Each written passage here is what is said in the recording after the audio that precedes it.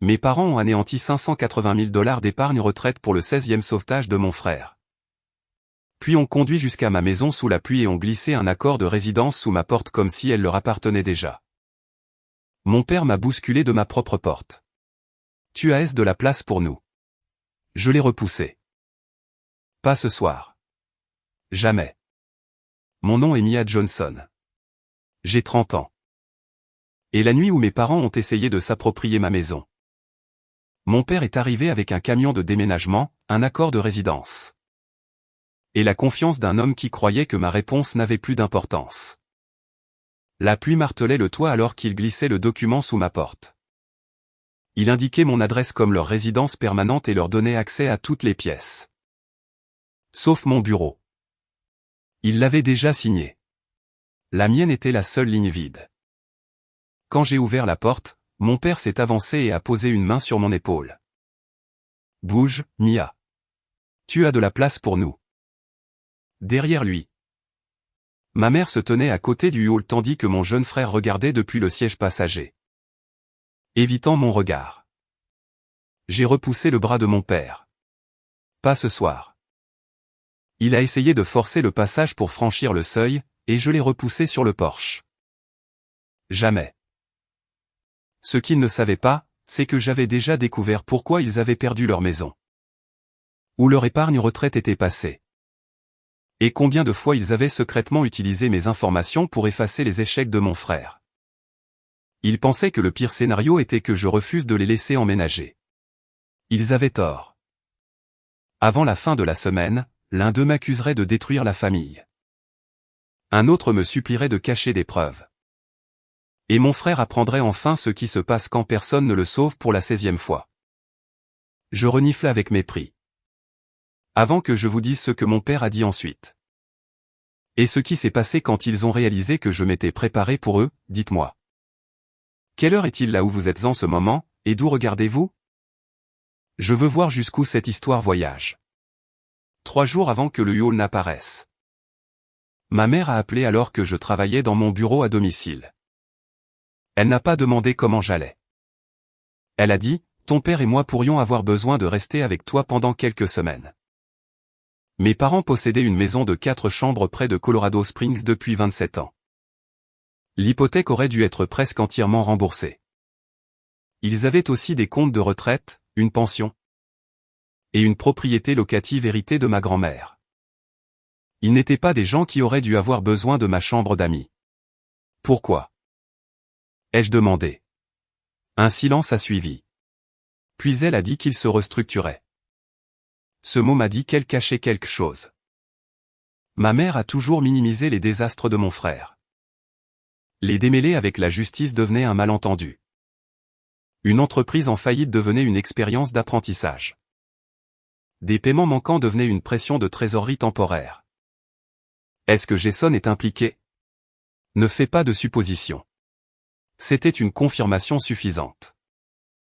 Jason avait 26 ans et avait déjà été sauvé 15 fois selon mon décompte. La première fois, c'est quand il a dépensé son remboursement de frais de scolarité pour une moto. Puis sont venus les loyers impayés, les pertes de jeux déguisés en investissement. Une voiture de luxe, 2 restaurants en faillite, 3 prêts commerciaux, des pénalités fiscales. Et un procès d'un ancien partenaire. Chaque crise suivait le même schéma. Jason appelait ma mère. Elle paniquait. Mon père déclarait que la famille protégeait la famille. De l'argent disparaissait. Jason s'excusait, promettait qu'il avait changé. Et revenait des mois plus tard avec un problème plus important. J'ai arrêté de contribuer après le sauvetage numéro 7. Quand je leur ai donné 18 000 $ pour empêcher son expulsion et que j'ai appris qu'il en avait utilisé une partie pour des vacances au ski. Mon père m'a traité de cruel quand j'ai refusé la demande suivante.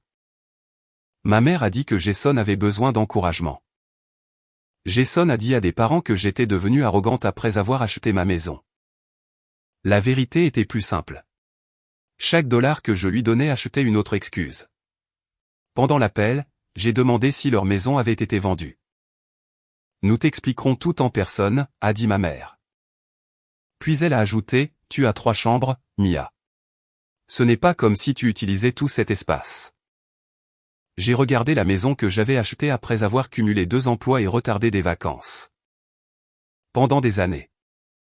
Une chambre était mon bureau. Une autre stockait du matériel pour mon entreprise de conseil. La troisième était une chambre d'amis, mais un lit vide ne créait pas une obligation. Personne n'emménage ici. Ne réponds pas avant de tout savoir. Alors dis-le-moi maintenant. Elle a refusé. Ce soir-là, j'ai vérifié les registres de propriété du comté. Leur maison avait été vendue 12 jours plus tôt. Un deuxième privilège avait été enregistré avant la vente, suivi d'un avis lié à un prêteur privé.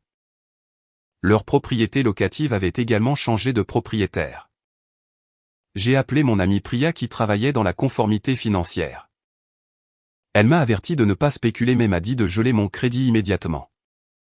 Quand j'ai vérifié mon rapport, j'ai trouvé 3 demandes récentes de prêteurs que je n'avais jamais contactés. Aucune n'a abouti à un compte ouvert, mais quelqu'un avait soumis mes informations. Les demandes étaient liées à une société holding enregistrée au nom de Jason.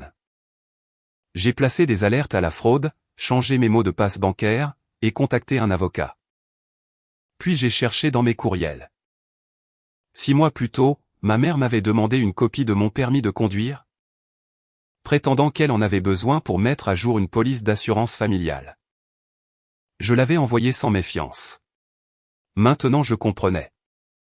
Mes parents ne demandaient pas seulement un abri. Ils avaient perdu leurs actifs et quelqu'un avait essayé d'utiliser mon identité pour atteindre la suite. Le lendemain matin, mon père a texté.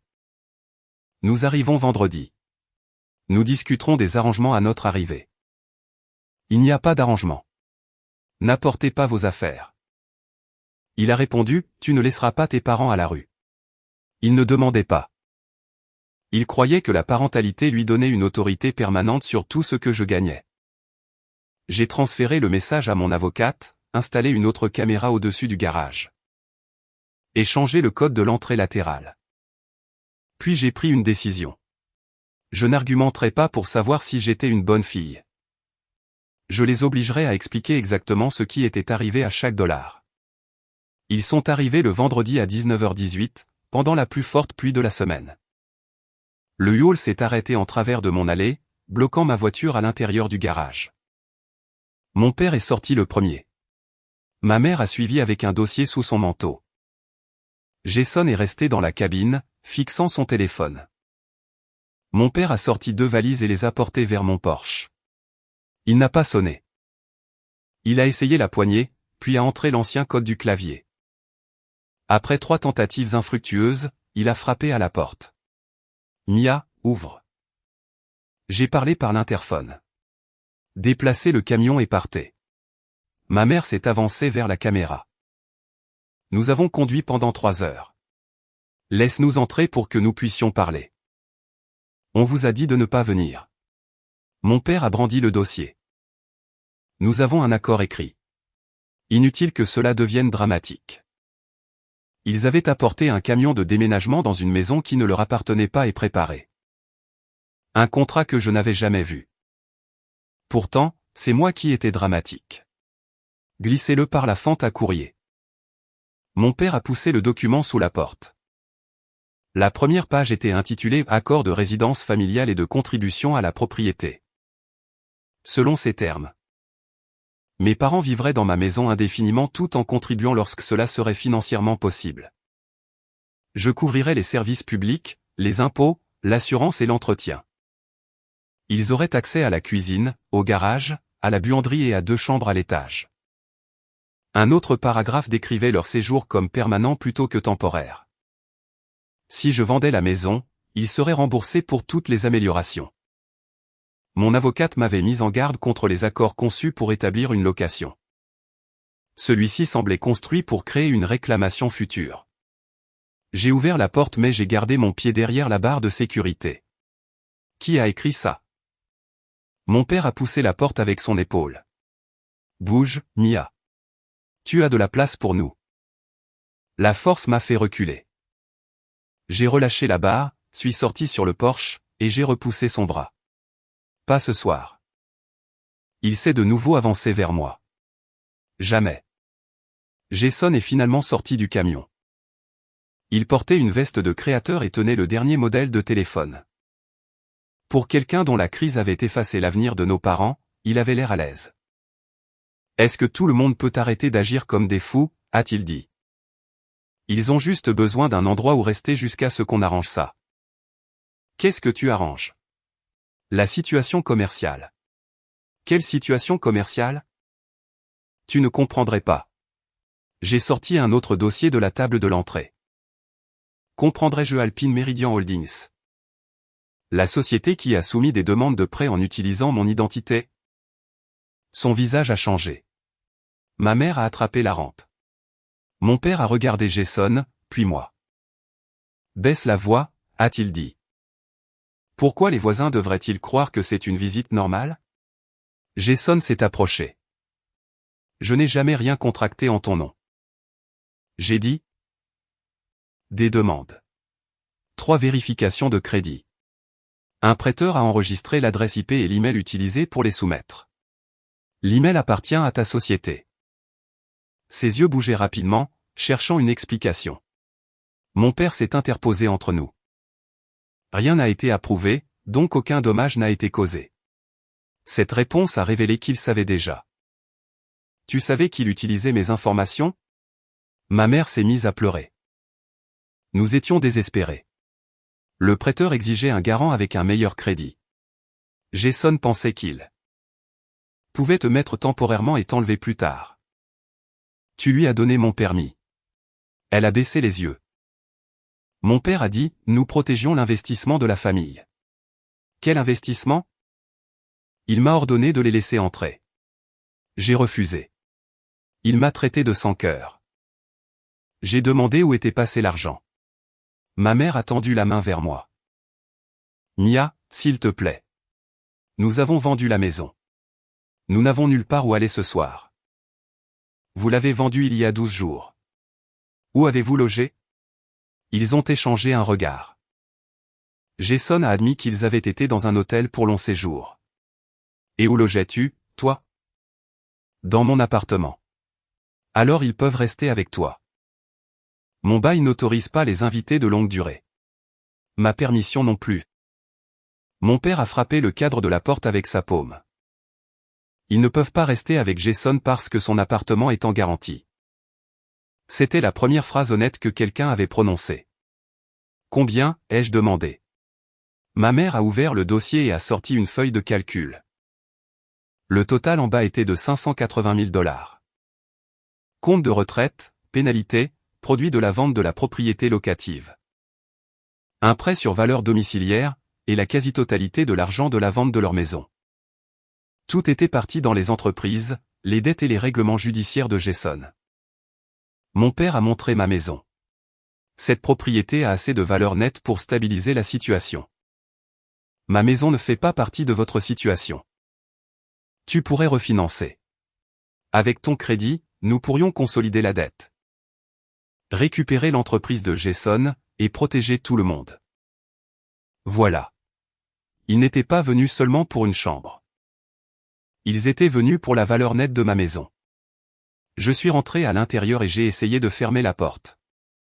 Mon père l'a attrapée avant qu'elle ne se verrouille. Enlève ta main ou j'appelle la police. Tu appellerais la police sur ton propre père ? Un homme m'empêche de fermer ma porte après avoir tenté d'entrer sans permission. Sa relation avec moi ne change rien à cela. Il l'a lâché. À travers la vitre, j'ai vu l'incrédulité se répandre sur son visage. Il avait utilisé l'indignation comme autorité toute ma vie. Quand j'avais 12 ans. Il a pris l'argent que j'avais gagné en faisant du babysitting parce que Jason avait cassé la fenêtre d'un voisin. À 17 ans, j'ai renoncé à un voyage scolaire parce que Jason avait besoin de tutorat. À 24 ans, j'ai retardé mon départ pour pouvoir aider à payer son loyer. Chaque sacrifice était présenté comme temporaire. Chacun est devenu la preuve que l'on pouvait à nouveau faire pression sur moi. J'ai ouvert la porte seulement après avoir engagé la chaîne et j'ai placé mon téléphone là où la caméra pourrait tout enregistrer. Vous avez 5 minutes pour répondre à mes questions. Ma mère a dit, s'il te plaît, ne nous enregistre pas. C'est ma propriété. L'enregistrement continue. Jason est retourné au camion, mais je l'ai rappelé. Non, tu voulais ma valeur nette. Explique pourquoi. Il s'est appuyé contre la rampe. J'ai demandé comment les 580 000 $ avaient été dépensés. Mon père a commencé à parler d'opportunités et de revers du marché. Des montants et des dates. Ma mère a lu la feuille de calcul. 48 000 $ couvraient la dette fiscale de Jason. 72 000 $ réglaient un procès de son premier restaurant. 95 000 $ sont allés dans une application de livraison qui n'a jamais été lancée. 110 000 $ supplémentaires ont payé des prêteurs privés après qui les garantit un prêt utilisant des projections de revenus fabriquées. Le reste a disparu en intérêts, frais juridiques, paiement de voitures, et sa dernière entreprise. Des installations de stockage de luxe automatisées qui n'existaient que dans des rendus et des présentations aux investisseurs. Où sont les investisseurs? Jason a dit que les négociations étaient en cours. Combien d'argent les investisseurs extérieurs ont-ils contribué? Il n'a pas répondu. Mon père a dit qu'il devait démontrer la confiance de la famille avant que le financement institutionnel n'arrive. Donc, aucun investisseur extérieur ne lui a rien donné. Pas encore. Et quand le prêteur a refusé un autre prêt, il a utilisé mes informations. Jason s'est écarté de la rampe. C'était un formulaire préliminaire. Arrête de le faire paraître illégal. Le service de fraude du prêteur peut décider comment le décrire. Son expression s'est effondrée. Tu les as contactés? J'ai contacté chaque prêteur qui a accédé à mon crédit. Ma mère a mis sa main sur sa bouche. Mon père a exigé que je retire les plaintes. Tu mets ton frère en danger pour des papiers qui n'ont causé aucune perte financière. Il a essayé de me transférer le risque. L'échec n'efface pas la tentative. Jason s'est approché. Sais-tu ce qui se passe s'il gèle les comptes de l'entreprise? Tu perds l'accès à de l'argent qui ne t'appartient peut-être pas. Ces comptes paient mes employés. Combien? 12. J'avais déjà vérifié. Les registres de paie de l'État montraient 2 employés, Jason et sa petite amie. Répertoriée comme directrice créative. Quand je le lui ai dit, il m'a accusé d'espionnage. Tu as soumis mon identité à des prêteurs. J'ai vérifié les registres publics. La colère de mon père s'est transformée en panique. Il y a une clôture prévue mardi. Si le financement relais est retardé, tout s'effondre. Quelle clôture? Ma mère l'a regardé vivement. Elle ne savait pas. Il a admis qu'ils avaient trouvé un prêteur privé disposé à émettre un prêt de 400 000 $. Garanti par un bien immobilier. Ma maison avait été indiquée comme la garantie prévue. Vous ne pouvez pas donner en gage un bien que vous ne possédez pas. Le prêteur sait que le titre est à ton nom. Il s'attendait à ce que tu te joignes à nous après. Que nous t'ayons expliqué l'urgence. Vous avez dit au prêteur que je signerais avant de me parler. Jason a marmonné, papa a dit que tu finis toujours par accepter. Cette phrase a mis fin à tout doute restant. Ils n'avaient pas pris mon silence pour un consentement. Ils avaient calculé que la pression, la culpabilité et le fait d'arriver sans abri me forceraient à coopérer. Le prêteur recevra un avis écrit ce soir que je n'ai jamais consenti. Le visage de mon père a pâli. Tu vas nous ruiner. Non, je refuse d'être ruiné avec vous. Ma mère a agrippé le dossier. Où sommes-nous censés aller? Vous avez reçu de l'argent de la vente de la maison. Elle a admis qu'il ne restait que 32 000 $. Utilisez-le pour vous loger. Mon père a dit que c'était réservé pour les frais de clôture de mardi. Il n'y aura pas de clôture mardi. Tu ne décides pas ça pour la famille. Je décide ce qui arrive à mon nom et à ma maison. Il a montré mon escalier. Cette maison est trop grande pour une personne. Ta mère et moi t'avons aidé à arriver là où tu es. Vous m'avez donné 2 000 $ après mon diplôme. Je les ai remboursés en 4 mois. Nous t'avons élevé. C'était votre responsabilité, pas un acompte sur ma propriété. Il m'a dévisagé. Quel est le but d'élever des enfants qui réussissent s'ils refusent de subvenir aux besoins d'eux? Leurs parents quand ils en ont besoin. Vous ne m'avez pas élevé pour devenir votre actif d'urgence. J'ai fermé et verrouillé la porte. Ma mère a frappé. Mon père a menacé de faire appliquer l'accord de résidence. Jason a crié que je détruisais un accord valant des millions. J'ai appelé les autorités locales et signalé 3 personnes refusant de quitter ma propriété. Quand ils m'ont entendu décrire la tentative d'entrée, ils sont retournés au camion. Avant de partir, Jason s'est dirigé vers la caméra. Tu vas regretter de nous avoir embarrassés. J'ai sauvegardé la vidéo à 3 endroits. Le lendemain matin, des parents ont commencé à appeler. Ma tante a dit que mes parents avaient été déplacés et a laissé entendre que je les avais invités à rester. Un cousin a affirmé que je me souciais plus d'une maison vide que de ma mère. Quelqu'un a écrit dans le groupe de discussion familiale que le succès m'avait changé. Leur version était soigneusement éditée. Mes parents avaient sacrifié leur retraite pour aider Jason à traverser un revers commercial. J'avais promis un hébergement temporaire, puis retiré cruellement l'offre. Personne n'a mentionné l'accord de résidence. L'utilisation abusive de mon identité ou le plan d'emprunter sur la valeur de ma maison. Je ne me suis pas défendu immédiatement. Mon avocate, Lena, a examiné chaque document. Elle a découvert que l'accord de résidence provenait d'un modèle en ligne modifié par Jason. Une pièce jointe contenait un langage du pré-relais proposé. Il décrivait ma maison comme une propriété résidentielle contrôlée par la famille et estimait sa valeur nette disponible à 310 000 $. Un bloc de signature avait déjà été préparé à mon nom. Ma date de naissance, mes informations d'emploi et mes revenus étaient correctement listés. Un ancien relevé bancaire que j'avais autrefois envoyé à ma mère était joint. À midi, Lena avait envoyé des avis de conservation à Jason, à mes parents et aux prêteurs, leur ordonnant de ne pas détruire les communications liées à mon identité ou à ma propriété. Elle m'a conseillé de déposer un rapport de police officiel. Je l'ai fait. Cet après-midi-là, Jason a appelé d'un numéro inconnu. Tu dois arrêter avant que cela ne devienne permanent. Utiliser un autre numéro ne rend pas l'appel privé. Il a fait une pause. Maman n'a pas mangé. La tension artérielle de papa est dangereuse. Ils sont dans un hôtel parce que tu veux prouver quelque chose. Ils ont 32 000 $. Cet argent est engagé. Pas par moi. Il a insisté sur le fait que la clôture de mardi pourrait nous sauver tous. Comment cela me sauve-t-il alors que je n'ai aucune dette liée à ton entreprise? Ta contribution en capital serait convertie en participation. Quel pourcentage? Pas finalisé. Droit de vote?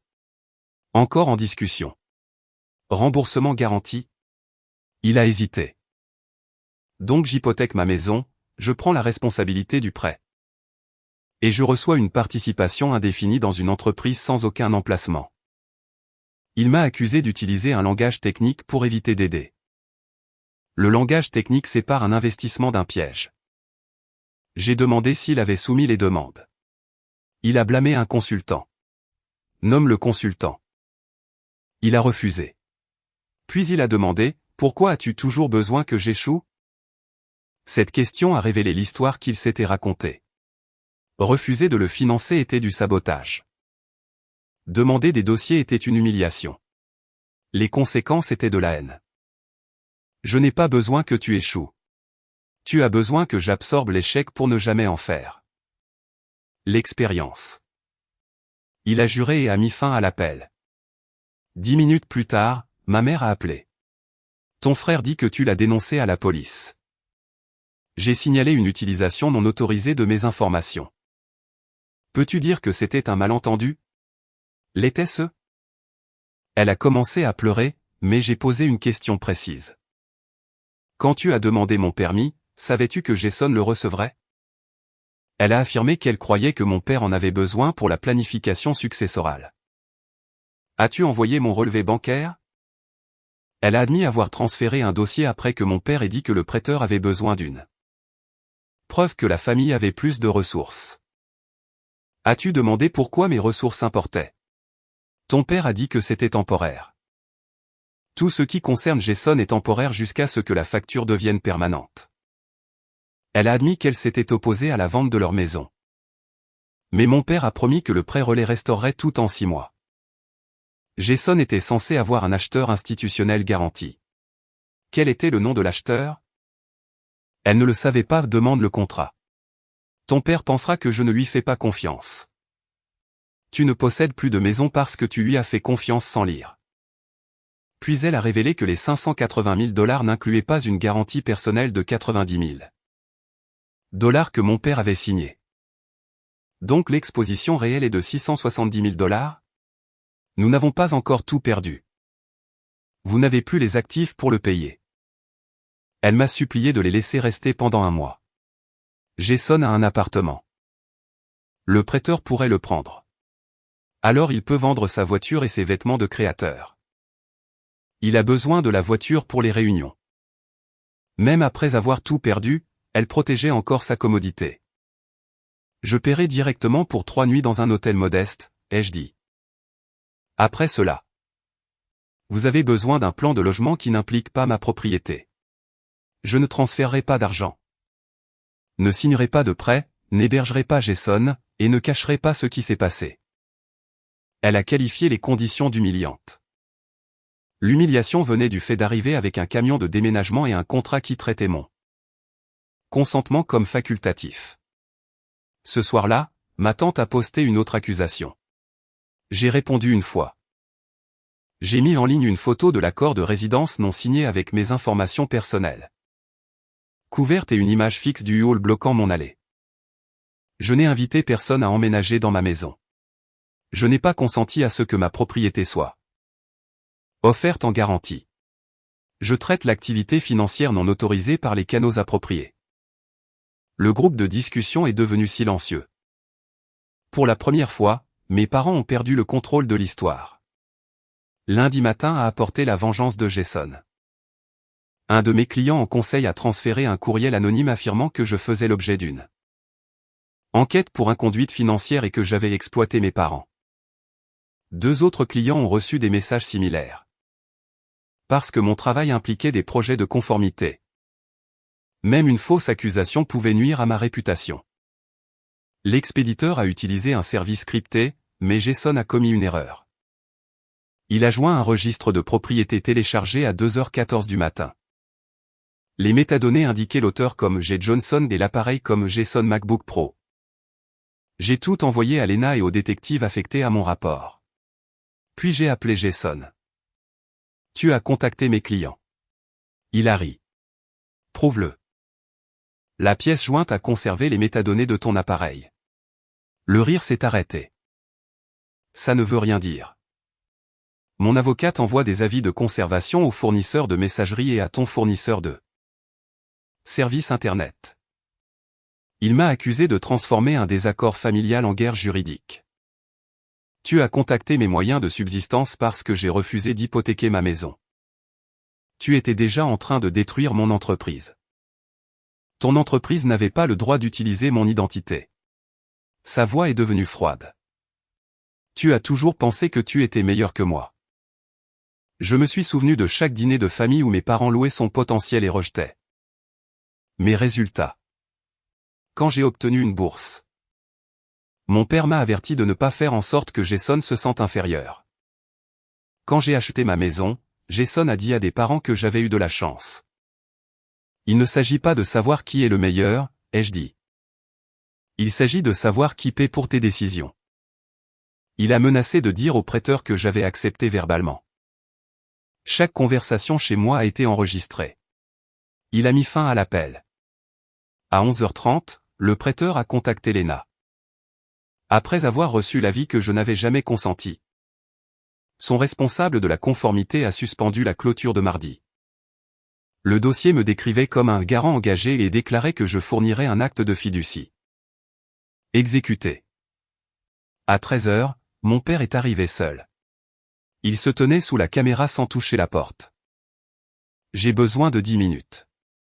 Tu peux parler de là. Il avait l'air plus vieux, mais l'épuisement n'équivalait pas à la responsabilité. Le prêteur a tout gelé. Le compte d'exploitation de Jason est restreint. La paie est due. Il a 2 employés. Il y a des sous-traitants. Alors il peut fournir des factures. Il a fermé les yeux. Ton frère pourrait faire face à des accusations. Cela dépend de ce qu'il a fait. Tu sais ce qu'il a fait. Alors pourquoi me demandes-tu de le cacher? Parce qu'un casier judiciaire détruira sa vie. Cette préoccupation s'est-elle manifestée avant qu'il ne soumette mes informations? Mon père a affirmé que Jason croyait que j'approuverais finalement. La croyance n'est pas le consentement. Il a admis qu'il avait dit à Jason de préparer les papiers parce qu'attendre après moi pourrait l'heure. Coûter le prêteur. Donc tu l'as autorisé.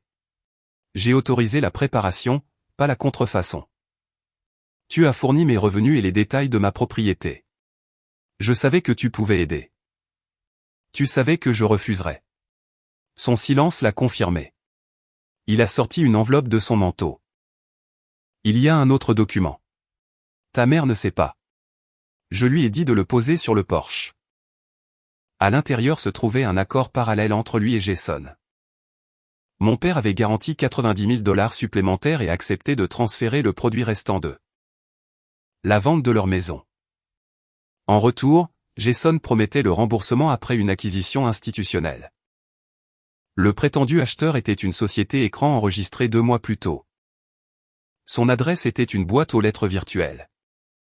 L'un des gérants était le colocataire de Jason à l'université. Il n'y a pas de véritable acheteur. Mon père a baissé la tête. Je le sais maintenant. Quand l'as-tu découvert? Hier, après que le prêteur a suspendu la clôture. Il a hoché la tête. Il m'a demandé de retarder ma coopération avec les enquêteurs jusqu'à ce qu'ils confrontent Jason. Non. Donne-moi 48 heures. Tu lui as donné 16 sauvetages. Je ne vais pas lui donner 2 jours pour modifier des dossiers. C'est mon fils. Et je suis ta fille. Tu étais prêt à risquer ma maison, mon crédit et ma carrière pour le protéger. Mon père a dit que je m'en remettrais parce que j'étais discipliné. Jason ne pourrait pas survivre à un effondrement complet. C'était la logique derrière chaque sacrifice. J'étais puni d'être stable parce qu'il croyait que je pouvais survivre aux dommages. Vous continuez à prendre à la personne qui se prépare parce que la personne qui refuse de se préparer semble plus désespérée. Puis vous appelez ça de l'amour. Il a dit que je manquais de compassion. La compassion, c'est payer pour 3 nuits d'hôtel. La complaisance, c'est te remettre l'acte de propriété de ma maison. Que sommes-nous censés faire? Vendre la voiture de Jason. Annuler la fausse clôture. Signaler les faux documents.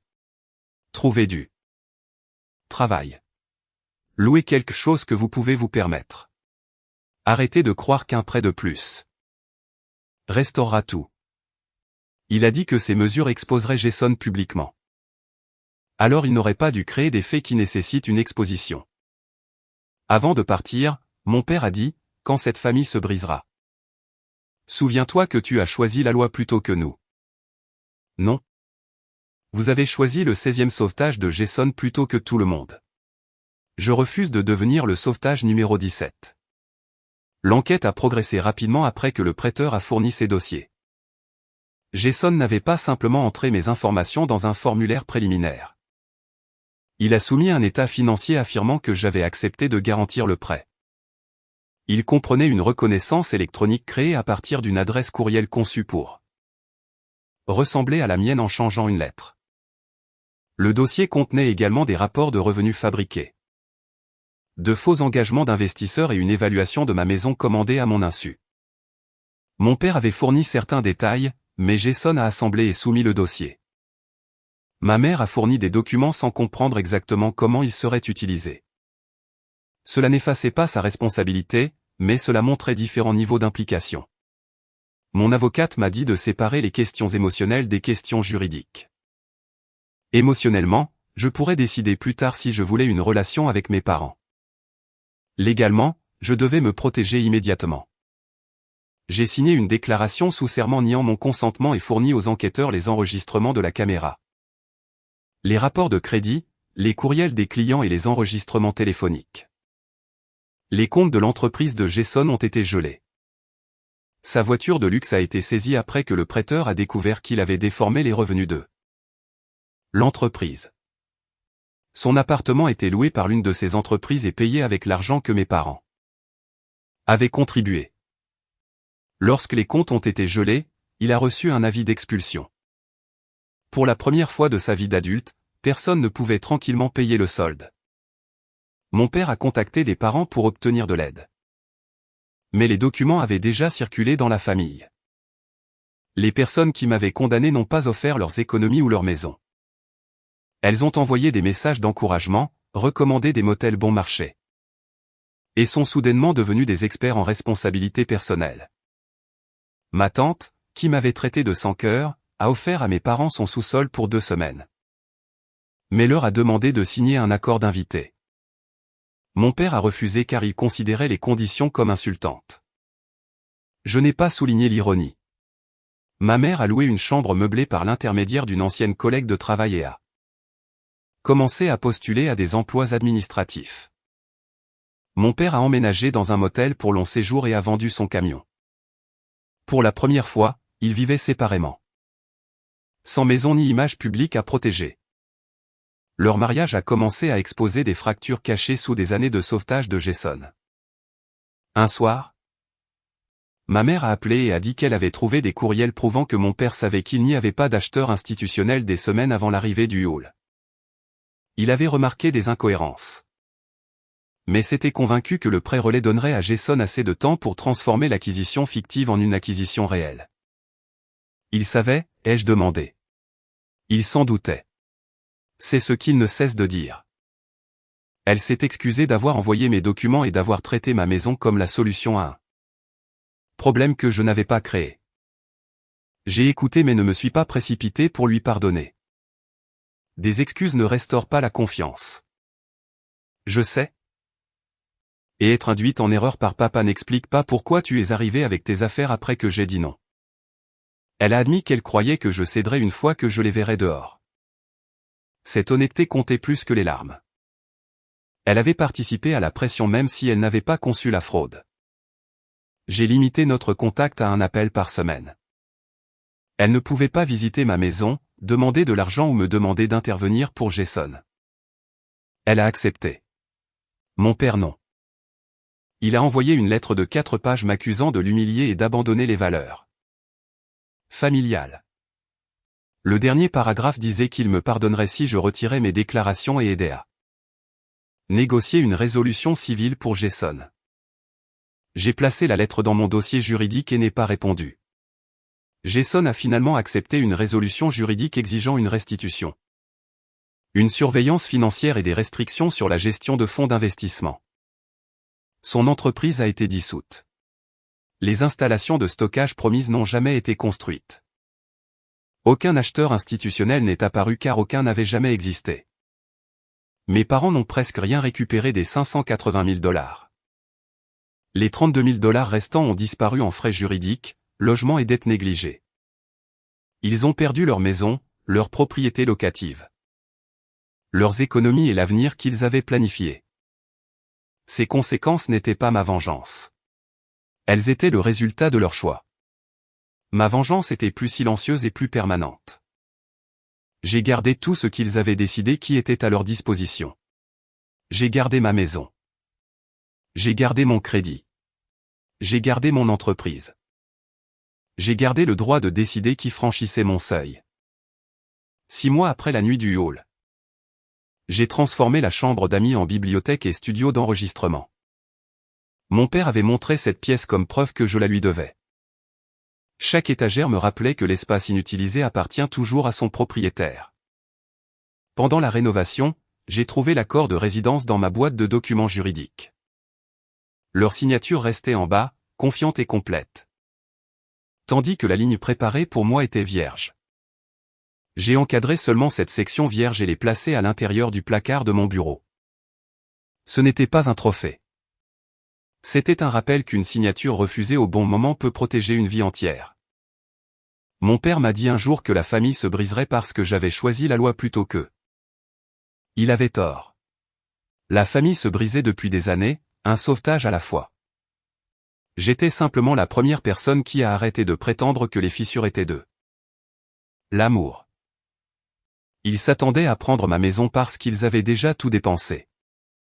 Ils croyaient qu'arriver sous la pluie transformerait leur urgence en mon obligation. Ils croyaient que la culpabilité ouvrirait la porte quand le clavier ne le pouvait pas. Mais ma réponse n'était ni temporaire, ni émotionnelle, ni négociable. Pas ce soir, pas le mois prochain. Pas après une autre excuse écrite pour éviter les conséquences. Jamais. Nous apprécions sincèrement chaque spectateur qui soutient nos histoires. Tout dans cette vidéo est fictif et destiné uniquement au divertissement éducatif et à la réflexion. Dramatique. Nous espérons que cela vous rappelle que lorsque les gens minimisent votre douleur, ils peuvent aussi vous montrer pourquoi ils ne méritent plus d'avoir accès à votre vulnérabilité. Votre cœur appartient aux personnes qui le traitent avec soin.